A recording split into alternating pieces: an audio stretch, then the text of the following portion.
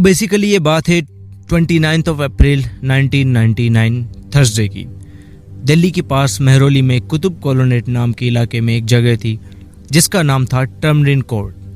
Tamarind court एक restaurant था जहां खाने के अलावा हर थर्सडे को एक पार्टी ऑर्गेनाइज की जाती थी एक बियर बार में, जिस बियर बार का नाम था वंस अपॉन ए टाइम, जिसमें कई रसूखदार और आसपास के अमीर लोग शिरकत करते थे। यहाँ पर इंटर करने के लिए एक कूपन की व्यवस्था थी। पार्टी में इंटर करने के लिए आपको कूपन लेना होता था। उसके बाद आपको पार्टी में कोई नहीं रोकेगा और शराब वगैरह लेने में भी आपको कोई दिक्कत नहीं होगी। ये जो रेस्टोरेंट था, इसकी मालकिन का नाम था बीना रमानी, जो कि खुद एक रसूखदार और बहुत अमीर शख्सियत, और इनके हस्बैंड जिनका नाम था जॉर्ज मल्हार्ट, वो भी एक अमीर कैनेडियन शख्स। न होता यह है कि जॉर्ज मल्हार्ट को जाना होता है कनाडा, और वो भी 6 महीने के लिए। तो बीना रमानी अपने पति को एज ए फेयरवेल पार्टी देने का प्लान करती है, वो भी थर्सडे को। हालांकि कहा जाता है कि फेयरवेल बस एक बहाना था जिसकी आड़ में बीना रमानी को ये पार्टी ऑर्गेनाइज करनी थी। खैर, पार्टी शुरू होती है, लोग अपने आप में मशगूल। अब इस पार्टी में जो बारटेंडर के तौर पर 2 लोग काम करने आए थे, उनमें से एक का नाम था जेसिका लाल, जिसकी उम्र उस वक्त थी 34 साल, और दूसरे शख्स का नाम था शायन मुंशी। जेसिका और शायन मुंशी दोनों एक दूसरे के दोस्त थे और मॉडलिंग में अपना करियर आजमा रहे थे, और ये दोनों दोस्त थे बीना रमानी की लड़की मालिनी रमानी के। तो मालिनी ने इन दोनों को एज ए बारटेंडर बुला लिया, क्योंकि जहां एक से बढ़कर एक रईस रसूखदार लोग पार्टी के लिए आते थे, वहां बारटेंडर भी कोई मामूली लोग तो हो नहीं सकते। दूसरा, इसमें जेसिका और शायन मुंशी का भी स्वार्थ था कि शायद यहाँ उन्हें कोई ऐसा शख्स मिल जाए जो आगे चलकर उन्हें कोई ब्रेक दे दे या उनके मॉडलिंग करियर में कुछ हेल्प कर दे, थोड़ा सा धक्का लगा दे। तो पार्टी चल रही होती है, लेकिन इससे कुछ दूर एक न्यू फ्रेंड्स कॉलोनी नाम की जगह पर एक और पार्टी चल रही होती है, जिसमें पहला शख्स था वो था सिद्धार्थ वशिष्ठ एलियास मनु शर्मा, जिनके पिताजी का नाम था विनोद शर्मा, हरियाणा कांग्रेस के जनरल सेक्रेटरी, काफी अमीर और एक होटल चेन के मालिक। इस पार्टी में जो दूसरा शख्स था वो था विकास यादव, जो कि यूपी के बाहुबली डीपी यादव का बेटा था।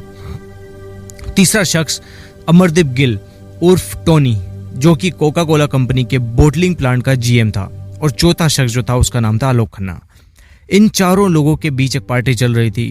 तभी ख्याल आता है मनु को कि आज थर्सडे है और आज तो बीना रमानी के रेस्टोरेंट में पार्टी चल रही होगी।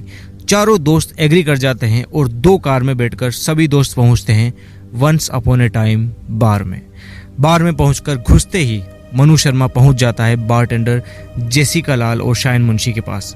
जाते ही वो कहता है कि उन्हें शराब चाहिए। अब यहाँ पर सीन ये था कि हालांकि मनु शर्मा के पास पार्टी का कूपन था, सो वो शराब लेने के लिए इंटाइटल्ड था, उसको शराब बिना पैसे दिए मिलनी चाहिए थी। लेकिन अब वक्त हो चुका था 12, और रूल के हिसाब से 12 बजे के बाद इस बार में शराब सर्व करना मना था। और दूसरा ये कि शराब वैसे भी खत्म हो चुकी थी। तो जेसिका मनु शर्मा को बोल देती है कि शराब नहीं है। इस पर मनु शर्मा के ईगो को थोड़ा धक्का तो लगता है, लेकिन वो अपनी जेब से 1000 का नोट निकालता है और जेसिका के सामने रख देता है, इस उम्मीद में कि जेसिका उसको शराब दे दे। लेकिन इस बार भी जेसिका शराब देने से इनकार कर देती है। अब दोस्तों के सामने अपनी बेइज्जती होता देख मनु शर्मा अपनी जेब से पिस्तौल निकालता है और एक गोली हवा में फायर करता है। जेसिका सहम जाती है जरूर, लेकिन वह सोचती है कि मनु शर्मा ऐसे ही डराने के लिए गोली चला रहा है, असल में थोड़ी मुझे मार देगा। मनु शर्मा फिर से जेसिका से पूछता है कि क्या अब भी शराब नहीं मिलेगी, और इस बार भी जेसिका शराब देने से मना कर देती है। और ये वो वक्त था जब मनु शर्मा गुस्से में पिस्तौल को जेसिका की तरफ रखकर शूट करता है और गोली सीधा जेसिका की कनपटी पर लगती है और जेसिका वहीं गिर पड़ती है। पार्टी में बहुत शोर होने की वजह से किसी को गोली की आवाज सुनाई नहीं देती, लेकिन बीना रमानी को जैसे तैसे बताया जाता है कि पार्टी में बारटेंडर जेसिका को गोली मार दी गई है। बीना रमानी तुरंत जेसिका के पास पहुंचती है और उसे हॉस्पिटल ले जाने की व्यवस्था करती है। इस बीच एक कॉल जेसिका की बहन सबरीना लाल के पास जाता है और उसको बताया जाता है कि शोना को किसी ने गोली मार दी है और शोना अब दुनिया में नहीं रही। जाहिर है सबरीना जेसिका को प्यार से शोना कहकर बुलाती रही होगी। मनु शर्मा को फायर करते देख बाकी तीनों दोस्त रेस्टोरेंट से भाग खड़े होते हैं और जा पहुंचते हैं विकास यादव की गाजियाबाद वाली कोठी पर। इस बीच जिस पिस्तौल से जेसिका के ऊपर गोली चलाई गई थी, उस पिस्तौल को ये लोग दे देते हैं अपने एक दोस्त अमित झिंगन को। सो दैट वो इस गन को ठिकाने लगा सके, और अमित झिंगन ठीक वैसा करता भी है। अब चूंकि केस बड़ा ही हाई प्रोफाइल था, जिसमें इतने बड़े बड़े लोग शामिल थे, तो एक्सटेंसिव जांच शुरू होती है। इस बीच चारों दोस्त भाग चुके थे और अब पुलिस को इनको ढूंढ निकालने की कवायद शुरू होती है। सबसे पहले पकड़ में आता है अमरदीप गिल। ये पकड़ में आता है 4 मई को। 29 अप्रैल को कत्ल हुआ था और 4 मई को अमरदीप पुलिस की हिरासत में आ चुका था। 8 मई को बीना रमानी और उसके हस्बैंड को गिरफ्तार कर लिया जाता है बिना लाइसेंस के बियर बार चलाने के जुर्म में।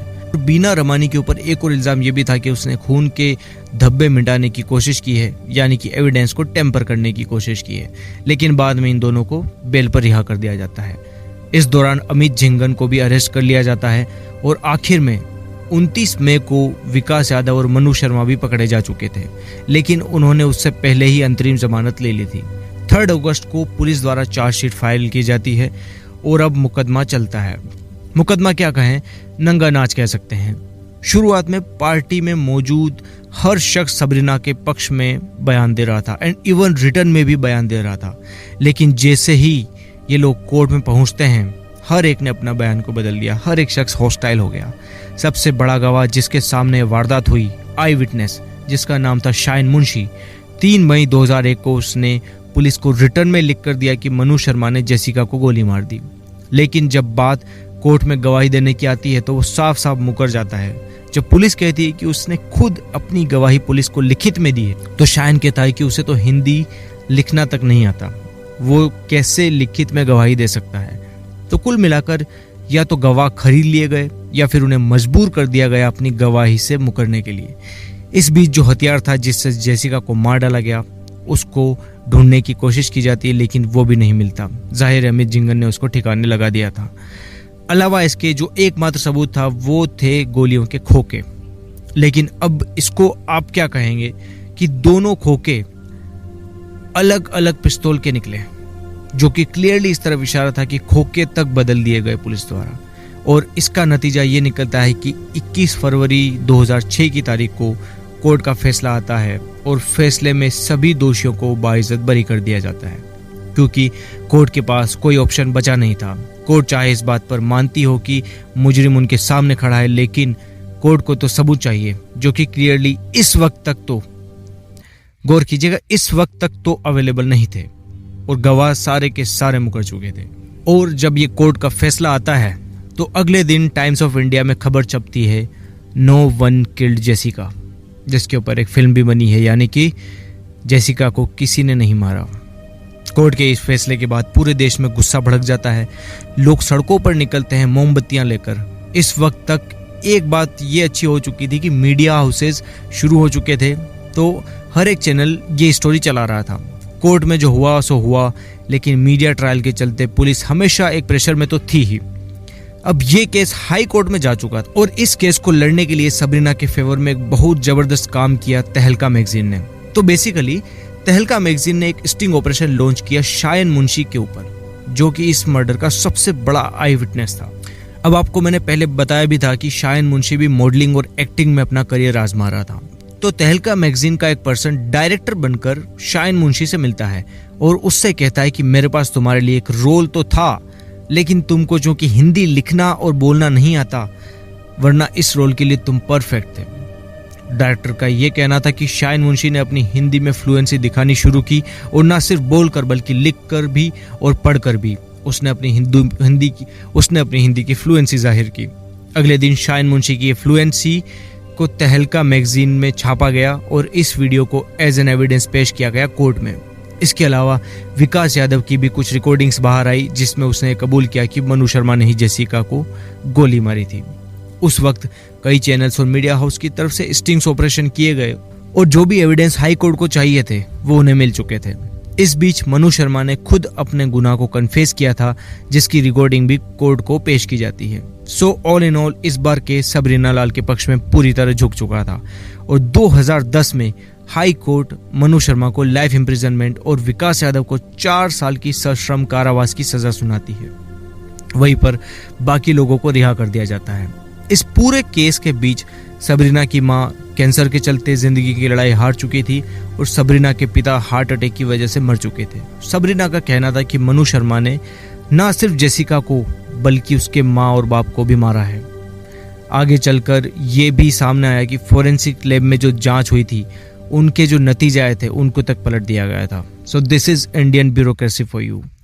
खुशी है कि सबरीना अपनी बहन को इंसाफ दिलाने के लिए इतना लड़ी, लेकिन देश में ऐसी कई सबरीना है जो आज भी शायद इंसाफ की लड़ाई लड़ रही होंगी, लेकिन उनके लिए ना तो कोई तहलका मैगजीन स्टिंग ऑपरेशन कर रही होगी, ना कोई मीडिया ट्रायल चल रहे होंगे, क्योंकि ये सब चीज़ें भी तो हाई प्रोफाइल केस को देख करी हुई थी ना।